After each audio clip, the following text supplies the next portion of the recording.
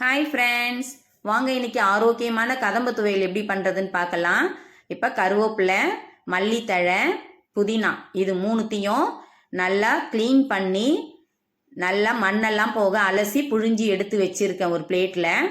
இப்போ இதுக்கு தேவையான உளுத்தம்பருப்பு ஒரு அரை கப்பு, இஞ்சி ஒரு 2 துண்டு, பெரிய சைஸ் துண்டு இஞ்சி கட் பண்ணியிருக்கேன், புளி, வடவும் காஞ்ச மிளகா எடுத்து வச்சுருக்கேன். இப்போ வானல் சூடு பண்ணி 2 ஸ்பூன் எண்ணெய் விட்டு காஞ்ச மிளகா போட்டு வதக்கிக்கிறோம். காரத்துக்கு தகுந்த மாதிரி நீங்கள் மிளகா போட்டுக்கலாம்.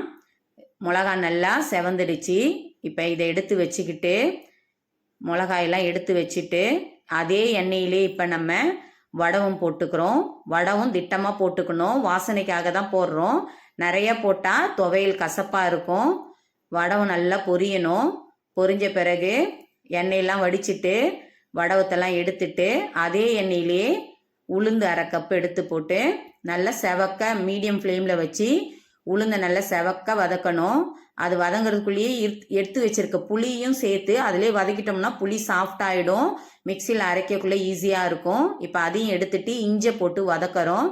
இஞ்சி நல்லா வதங்கணும், பச்சை வாசனைலாம் போயிடணும். நல்லா வதங்கிடுச்சு பாருங்கள். இந்த அளவு வதங்கின பிறகு நம்ம இஞ்செல்லாம் எடுத்துட்டு அதே எண்ணெயிலேயே புதினாவை போட்டு நல்லா வதக்கிறோம். புதினா நல்லா சுருங்கிடும். நல்லா சுருங்கினா தான் அது வதங்கின மாதிரி இருக்கும். இப்போ பாருங்கள் நல்லா கிண்டியாச்சு. இப்போ இது நல்லா வதங்கிடுச்சு பாருங்கள். இப்போ மல்லித்தழையும் அதோடு சேர்த்துக்கிறோம்.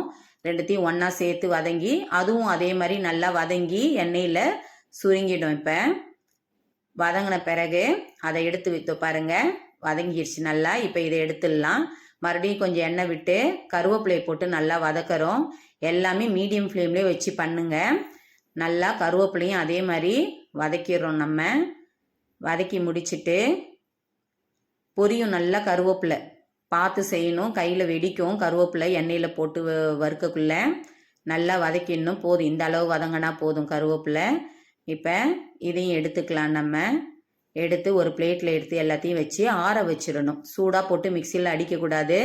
நல்லா ஆற விட்டுட்டு இங்கே பாருங்கள், இந்த மாதிரி தட்டில் எடுத்து எல்லாத்தையும் வச்சுக்கோங்க. அதுக்கு தேவையான உப்பையும் சேர்த்து வச்சுக்கிட்டு நல்லா ஆற விட்டுட்டு ஆறின பிறகு நம்ம மிக்சி ஜாரில் போட்டு எல்லாத்தையும் நல்லா அரைச்சிடலாம்.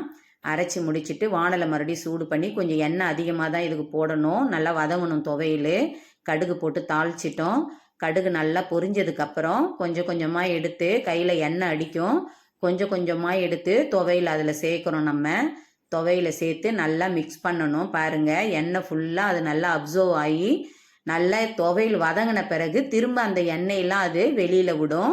அந்த ஸ்டேஜ் தான் நமக்கு துவையில் நல்லா வதங்கிடுச்சின்னு தெரியும். நல்லா வதக்கி வச்சாதான் துவையில் கெட்டு போகாமல் நம்ம வச்சு சாப்பிட்றதுக்கு நல்லா இருக்கும். இந்த பாருங்கள், எல்லா எண்ணெயும் இழுத்துக்கிச்சு. இப்போ மறுபடியும் எண்ணெயெல்லாம் வெளியில் பாருங்கள் எப்படி வந்துடுச்சுன்னுட்டு. சூப்பராக நம்மளுக்கு துவையல் ரெடி ஆகிடுச்சு. ரொம்ப நல்லா இருக்கும் இந்த துவையல். நீங்களும் இந்த மாதிரி செஞ்சு பாருங்கள். ரொம்ப சத்து மிக்கது இந்த துவையல். பசங்க எல்லாம் தழையாக சாப்பிட மாட்டாங்க. இந்த மாதிரி துவையல் பண்ணி கொடுத்தா சூப்பராக சாப்பிட்ருவாங்க. இதில் நிறைய இரும்பு சத்து, கால்சியம், விட்டமின் சி எல்லாம் நிறைய இருக்கிறதுனால இது ரொம்ப ஆரோக்கியமான துவையல். இந்த மாதிரி நீங்களும் செஞ்சு பார்த்து எப்படி இருக்குன்னு சொல்லுங்கள். Bye friends.